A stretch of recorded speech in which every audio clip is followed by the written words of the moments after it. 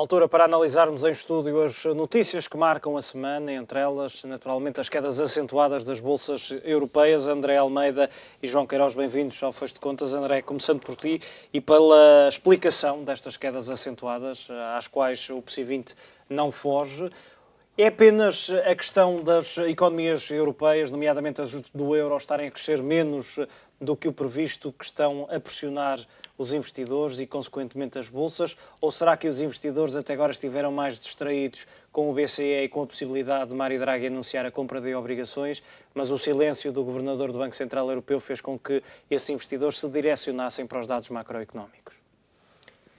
Eu acho que, relativamente ao que está acontecendo no mercado nestes últimos 2 dias, não há propriamente uma razão genérica que a gente possa apontar claramente, mas um conjunto de várias situações que nos levaram aqui até este ponto. Algumas já falavas, a questão dos dados macroeconómicos, eles têm estado a ser negativos, mas não foi ontem, não foi antes de ontem que nós percebemos que a economia europeia estava a abrandar. Aliás, já vimos a ter essa discussão aqui há algumas semanas esta parte, mas, por exemplo, hoje tivemos mais um dado, inflação em baixas, 0,13 em setembro, mais um dado que demonstra o ponto onde estamos. Continuamos a ter aqueles problemas na França, orçamento de Estado, vai, não vai, a Alemanha a abrandar. Poderá ser esse um dos fatores de pressão, o facto de até agora tivemos sempre a questão crise e os dados macroeconómicos menos positivos ou mais negativos, se quiseres, centrados nos periféricos, e agora esses dados estão a alastrar-se para as principais economias, as economias core da Europa, nomeadamente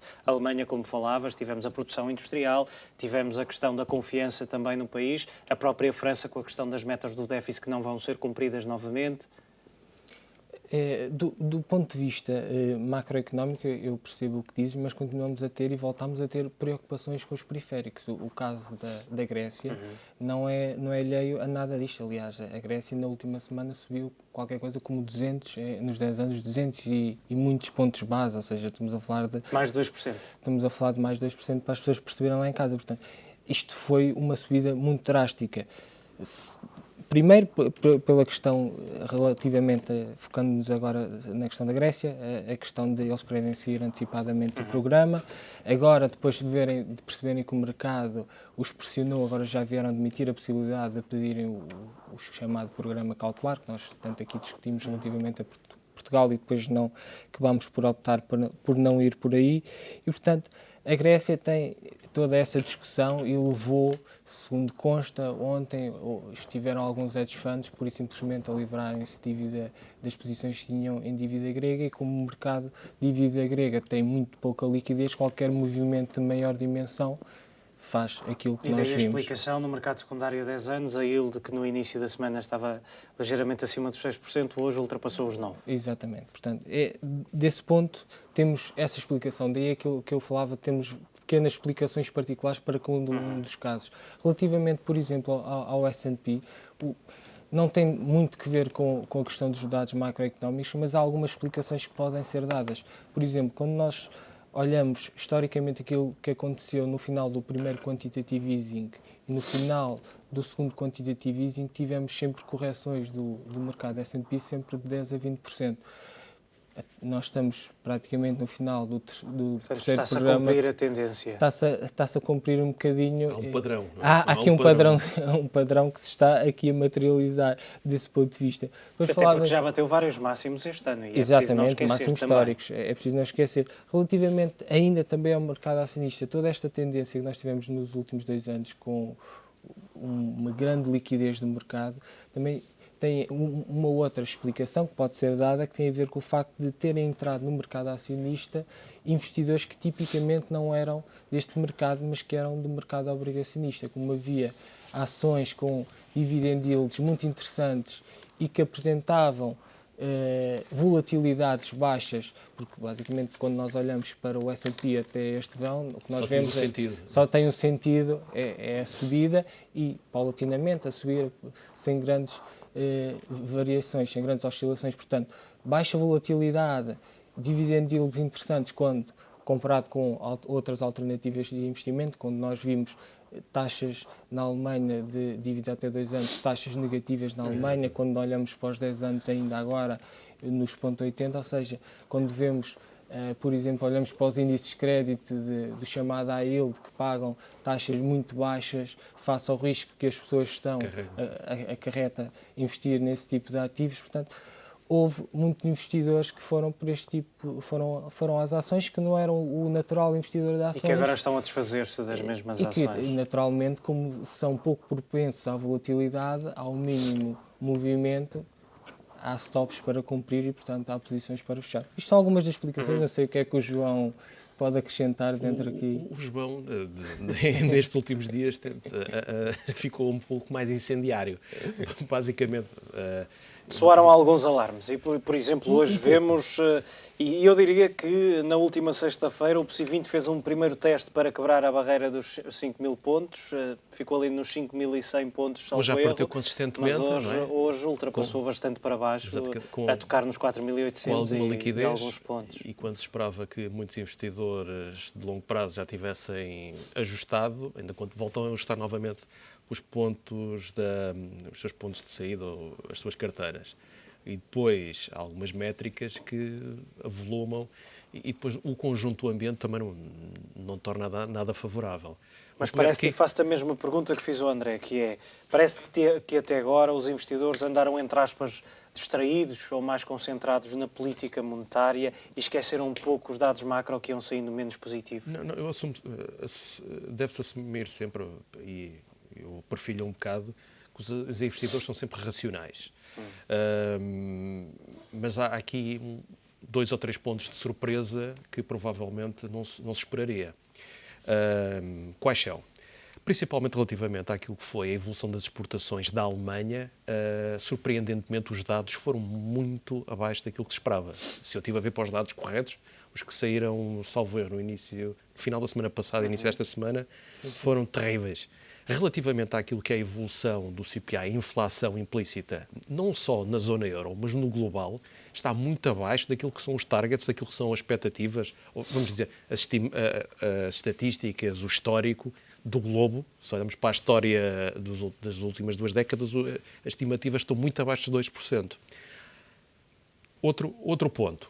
Vamos somar a isto tudo o facto de que estivemos, desde 2008 até o momento, a passar dívida de privados, estamos a falar aqui, e dos Estados, para os bancos centrais. Portanto, os bancos centrais, numa política de emissão de moeda por contrapartida... Recebiam como colateral, aceitavam como colateral. Perfeito. Os seus balanços engordaram um pedacinho. Portanto, a troca aqui era, corrijo-me se eu estiver muito errado, era, nós assumimos temporariamente os vossos ativos que não geram retorno, para vocês gerarem crescimento na economia e depois voltamos a trocar. Vocês já têm os balanços mais limpos e fazemos esta troca.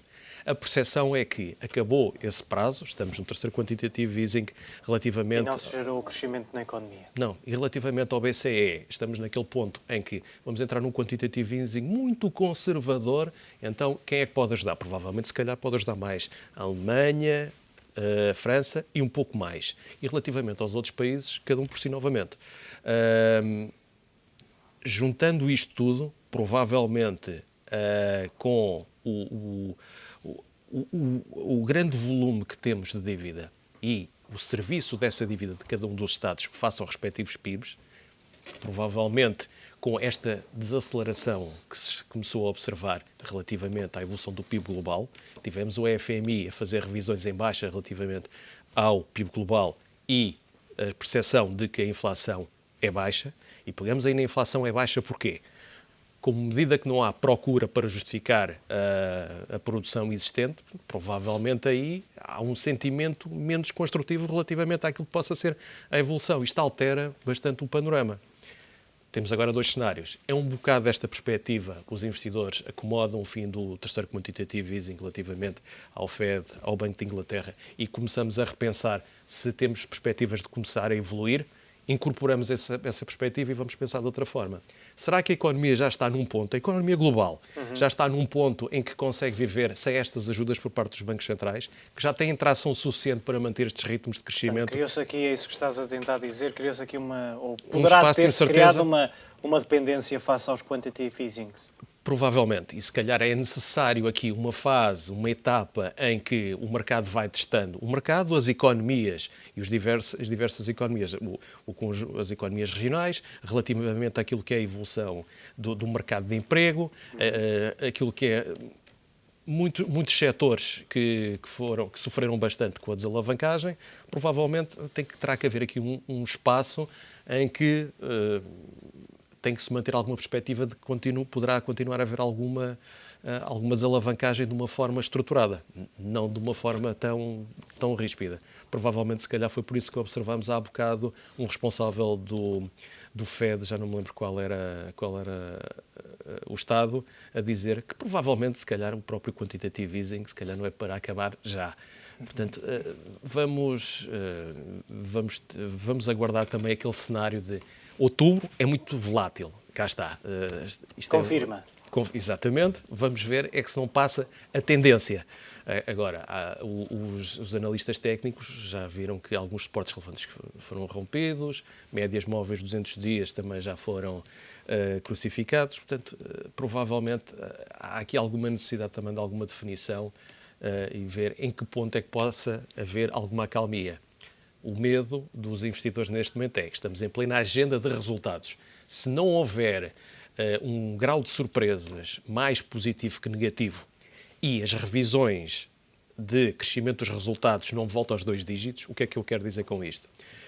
Regra geral, neste quadro, neste cenário de apresentação de resultados trimestrais, que são impostos um calendário que é imposto pelos reguladores, para sinalizar os acionistas e os obrigacionistas, para ter uma estimativa de evolução de resultados e vendas das empresas cotadas, faz-se revisões para aquilo que são as estimativas de crescimento anual. Se estavam nos 2 dígitos, 11, 12%, no verão começou-se a assistir uma redução desta revisão.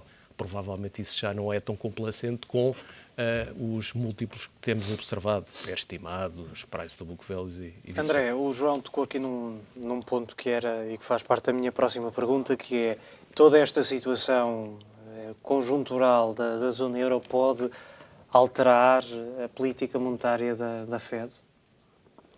Eu acho que, de certa forma, tem Até alterado... porque temos movimentos opostos. Enquanto Exatamente. que o BCE está a iniciar o quantitative easing e, como dizia o João, e parece-me que é essa a visão certa, que é um movimento muito mais conservador do que aquilo, até porque já vai no terceiro a acabar o terceiro e, portanto, é muito mais conservador do que aquilo que fez a Fed, mas estes movimentos contrários poderão alterar-se mais do lado norte-americano do que propriamente do lado europeu.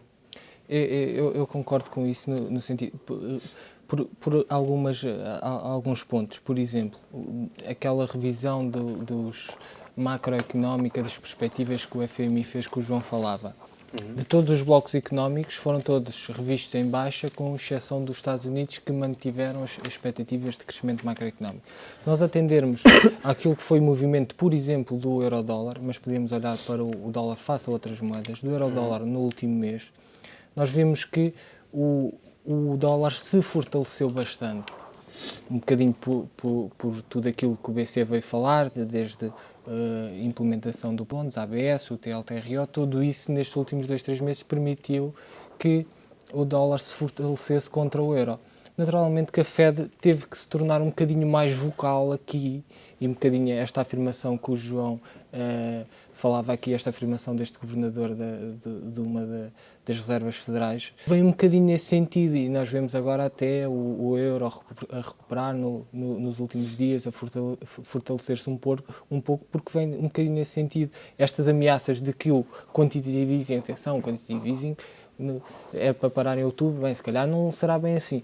Tudo isto tem a ver com a tentativa de ser vocal para influenciar naturalmente o euro-dólar, porque o que permitiu que também a economia norte-americana recuperasse e estivesse já nesta fase de crescimento que efetivamente está e que o bloco europeu não está bastante distante, teve muito que ver com a capacidade de influenciar em baixa o dólar. E, portanto, esse é um dos pontos que eu acho que se deve tocar. Relativamente ao BCE, temos que ter em atenção que destas novas políticas que o BCE anunciou, o que é que já foi materializado e o que é que já teve impacto no mercado? A baixa de taxas, os tais 0,5 e a penalização pelos depósitos que os bancos fazem junto do BCE.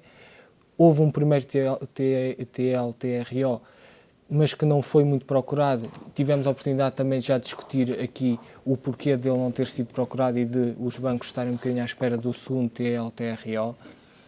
E agora temos o programa de Quantitative Easing, este programa de Quantitative Easing de ABS e Covered Bonds, que ainda não foi implementado. Começa-se a discutir a possibilidade de a Europa como um todo ter que pensar noutro tipo de soluções. Falava-se aqui há alguns dias, penso que durante esta semana, li uma notícia em que falava da possibilidade de se aumentar o capital do Banco Europeu de Investimento para apoiar as empresas. Isso vem no seguimento daquelas ideias daquele relatório do Fundo Monetário Internacional que direcionou para a economia alemã e para a economia norte-americana, mas percebeu-se de imediato que poderia estar a deixar subentendido que se alastraria a outras, e de resto os países também parecem aos poucos estar a posicionar-te, porque a política monetária não está a dar o resultado que se pretendia, parece não haver grande consenso político, porque temos visto também esta dualidade de posições, Alemanha versus Banco Central Europeu e concretamente Mário Draghi, embora poderemos um ligeiro alívio de posições esta semana, mas ainda assim. Mas, portanto, há aqui uma série de questões que parecem querer levar, ou que nos fazem acreditar que poderá ser essa, eventualmente, uma das soluções, uma vez que as outras parecem não estar. Sim, eu pegava... Embora muitos desses países já estejam bastante endividados. Exatamente, eu pegava, por exemplo, justamente nesse ponto, por exemplo, uma das medidas de facto, mas que nunca se chegou a gastar dinheiro nenhum, que foi o OMT, não é? Todos nos lembramos desse impacto.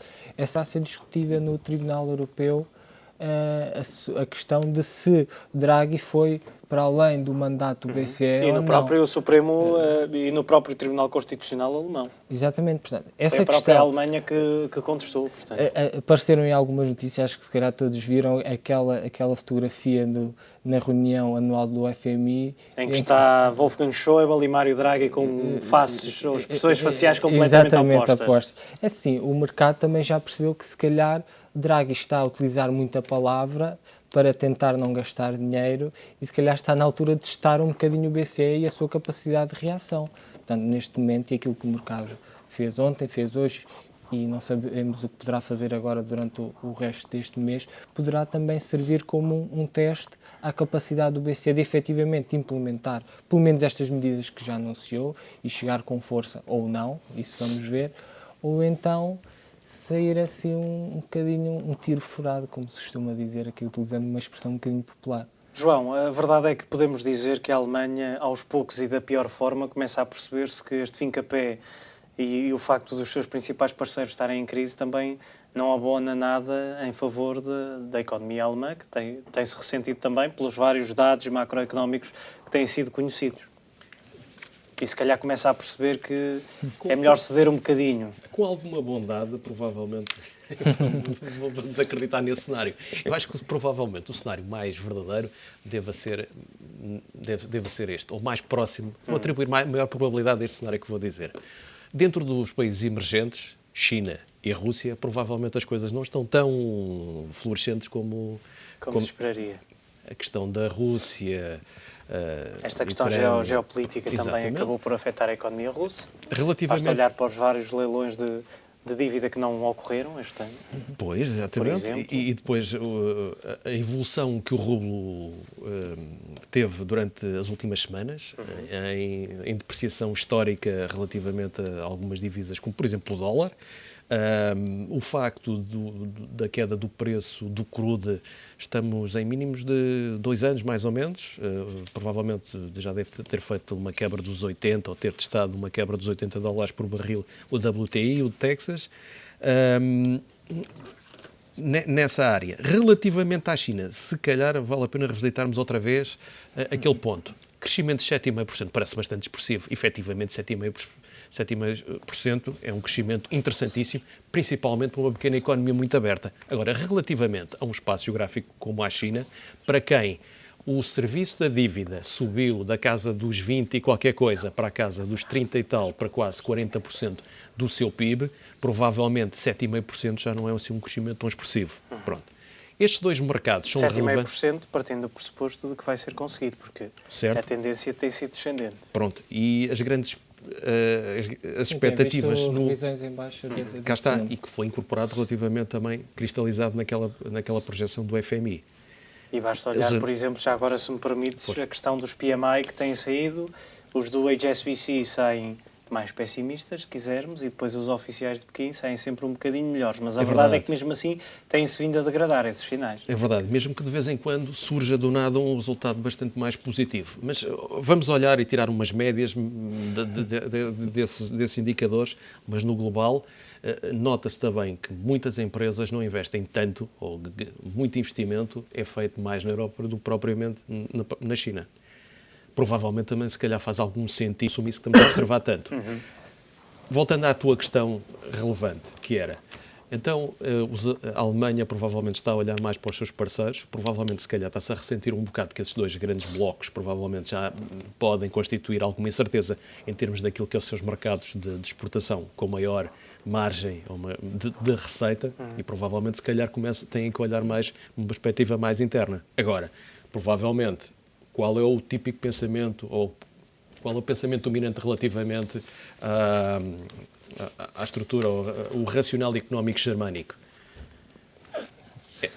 Vamos continuar a olhar relativamente ao peso da dívida de cada um dos Estados possui numa perspectiva de alteração da estrutura etária da zona euro, o não crescimento da demografia, relativamente a demasiada alavancagem. Então voltamos outra vez ao argumentário de que provavelmente os grandes espaços económicos na zona euro que cultivem excessos do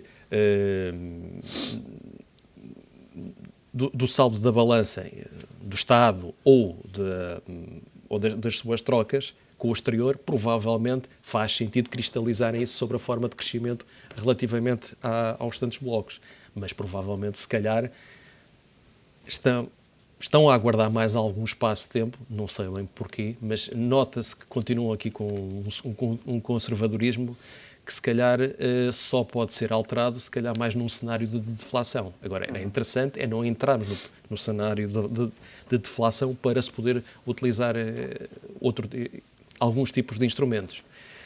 Mas a Alemanha, para já, não está a dar nenhuma indicação de que possa haver alguma modificação. Portanto, achar que dentro da zona euro podemos alterar um bocado a atual política vigente, provavelmente ainda não há assim grandes sinais ou grandes evidências empíricas de que esse facto Muito esteja bem. bem a ocorrer. João Queiroz, André Almeida, muito obrigado pela vossa análise neste fecho de contas.